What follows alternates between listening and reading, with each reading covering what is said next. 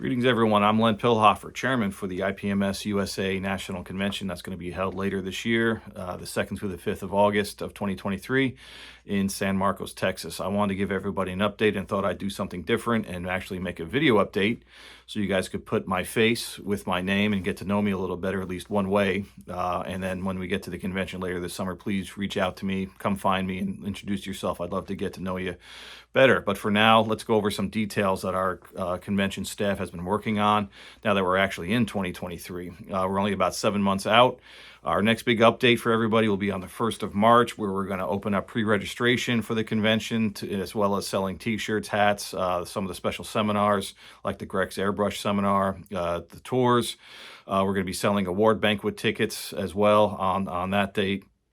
We'll be linking from our website, www.nats2023.com, to the IPMS USA Wild Apricot online store where you'll be able to make those purchases. Additionally, the 2023 contest rules and categories have been updated by the National Contest Committee, and those are posted both to our website as well as to the IPMS USA website. There's some significant changes on there, especially for you diorama builders. There still will be diorama categories. However, there is not going to be a diorama class. Everybody that builds dioramas will put them in their respective classes. So if you build an aircraft diorama, it'll be within the aircraft class. And if you build a armor or an AFV type diorama, that'll go in the AFV category, in the AFV class. The same with the other with the other genres.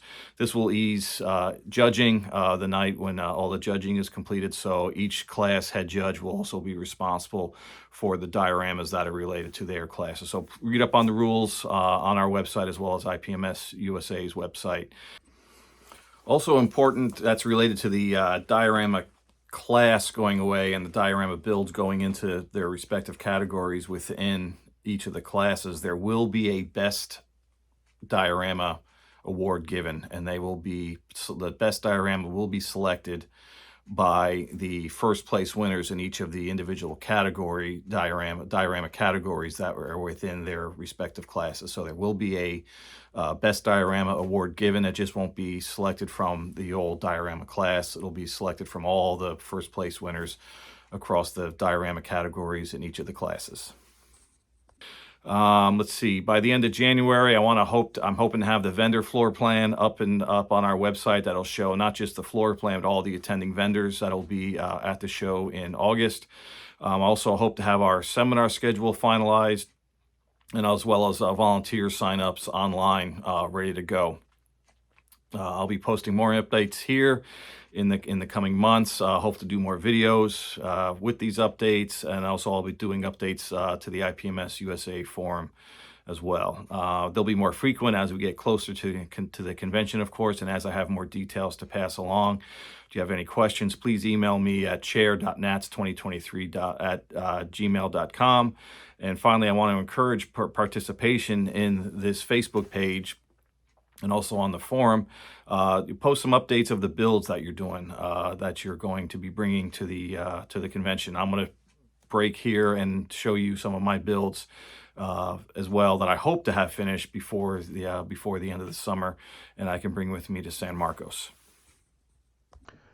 As mentioned, I want to give a personal update to some of the builds I'm working on or hope to start working on in the coming months and bring with me to the convention in August. The first of these is part of a group build that several members of the clubs in Texas are undertaking. The theme is the Texas Air National Guard, and the aircraft I've chosen is an F-16C from the 149th Fighter Wing in San Antonio. The paint scheme is a heritage scheme from 2017, and it commemorates the 182nd Fighter Squadron's P-47 paint scheme from 1943 and 44. The decals are from Caracal, and the base kit I am utilizing is the Tamiya F-16C Block 25/32 Fighting Falcon Air National Guard. While I could probably get away with building it straight from the box, the version that the commemorative scheme was applied to is a Block 30 aircraft with the General Electric engine and not the Block 32 with the Pratt & Whitney engine that the Tamiya kit depicts. The visual difference is the width of the intake, as the GE-powered Vipers have a wider big mouth intake. There are also subtle differences on the afterburner nozzles as well. To depict this, I've added GT Resin's F-16C Big Mouth intake conversion kit, as well as ResKit's GE exhaust nozzle. Other additions I am making to the kit are SAC metal landing gear, as well as an older black box resin cockpit. I'm currently about halfway done with the build and currently fitting the new intake lower fuselage to the kit. I have to say that the fit on this GT resin part is pretty darn good. The only minor filling and sanding needed where the parts join. Another build that I hope to get to in the next few months is the Kinetic 148 scale T45 Goshawk. For the ill-fated 2020 convention, the one thing we were able to pull off was a decal sheet. On this sheet were decals for a special Texas version of this aircraft that is based at NAS Kingsville. I plan on doing a straight build of this aircraft with the 2 Bob's convention decals and hoping to enter it to compete for the Best Use of Convention Decal Special Award. Fingers crossed I can get to it in the coming months. Finally, here is a build that I just completed last month. It is the Kinetic 148 scale Royal Air Force Harrier GR3. While there are a few flaws that would definitely knock it out of consideration in the very heavily populated single-engine jet category, I still plan on putting it on the table because, as a spectator, I just like to see everyone's builds regardless of a potential judge's perception. I'm overall happy with the way it came out, and one of the flaws, the aircraft does not sit on its gear properly. It wobbles from side to side. I plan on addressing in the coming months and hope to fix it. Regardless, I hope some get enjoyment from seeing this Harrier on the table and inspire them to build the same kit. That's it for the update from my bench here in my basement. I encourage others who plan on attending the convention to share your works in progress here, and hopefully the rest of us will see it on the contest tables and say, hey, I saw that one being built earlier this year. Take care and see you all in San Marcos, Texas in August.